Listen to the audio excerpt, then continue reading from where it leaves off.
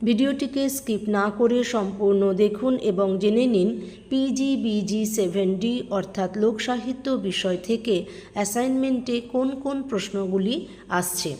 বলাহারি হল একরকম, উত্তর লোকধর্ম। দ্য অরিজিন অব স্পিসিস গ্রন্থটির রচয়িতাকে, উত্তর ডারউইন।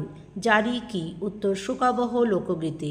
ডাচেস ভস্কুন্ডের গ্রন্থটি কার লেখা, উত্তর অ্যাডলফ বাক। লক্ষ্মীর পদচিহ্নের অভিমুখ থাকে কোন দিকে, উত্তর ঘর বা গৃহাভিমুখী। পপলরের প্রবক্তাকে, উত্তর জেনো ব্লুস্টাইন। চক্ষুদান পটের সঙ্গে যুক্ত আছে কি, উত্তর জাদু বিশ্বাস।